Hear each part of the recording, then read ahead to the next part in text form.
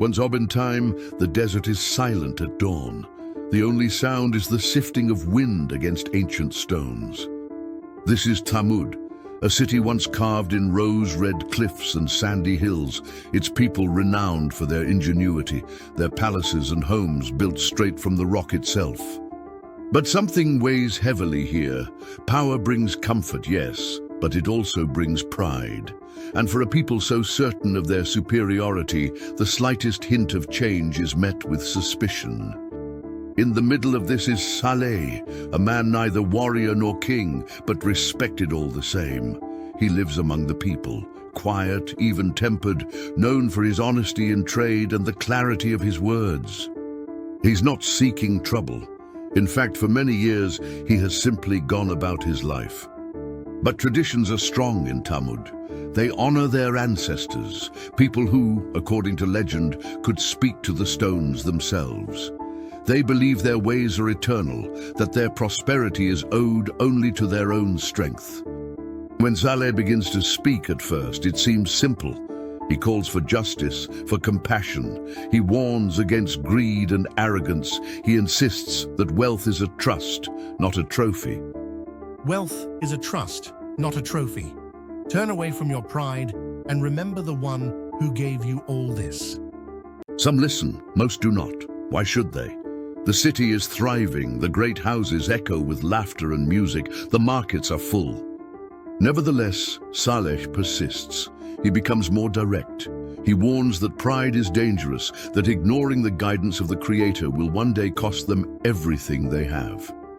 Turn away from exploiting the poor, end your bitter feuds, restrain yourselves from violence. Real power belongs not to stone or gold, but to the one who controls wind and water, dawn and dusk. It's not a message the leaders want to hear.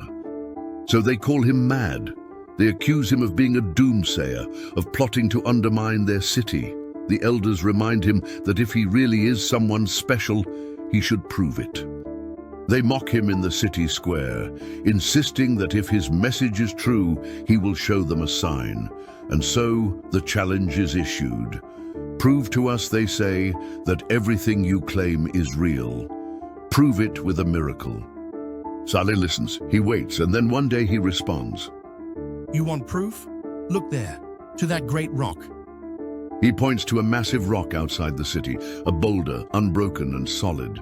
The people laugh. But then, before their very eyes, the rock splits open. Out steps a she-camel, so magnificent, so strange, no one can explain it. The people fall silent. The people fall silent. This is no ordinary animal. It is a sign, a test. Let her roam freely among you. Let her drink from your wells, and take care that you do her no harm.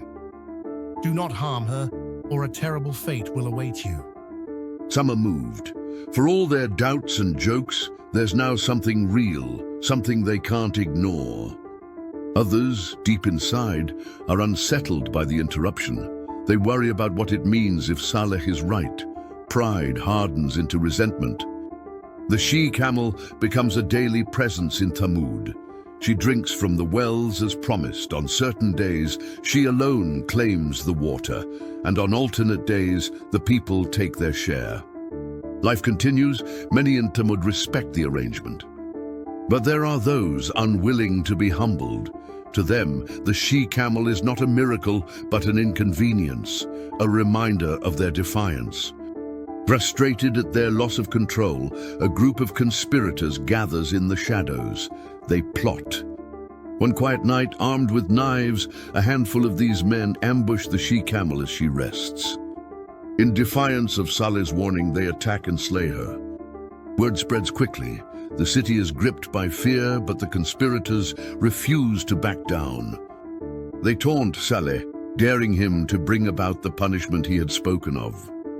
You have 3 days before calamity falls upon you. Saleh, heartbroken, warns the people again. In those 3 days, the air in Tammud is thick with dread. Some regret, others shout defiantly into the desert wind, but the time passes, just as Saleh had said. On the morning of the third day, it begins. The sky is split with thunder, the earth trembles. An awesome cry, something not entirely of this world, tears through the valley. Homes crack, palaces fragment, and soon the city is left in ruins. The proudest faces of Thamud are silent now. Salih and a handful who believed in him turn away as the dust settles. They leave behind a city of rock, stones carved by ambition, now empty and still. The lesson remains, echoing longer than any palace or monument. Power fades, arrogance empties, only truth endures. And so, the story of Salih and the people of Thamud leaves its mark, a warning, carved not on stones, but in the memory of those willing to remember.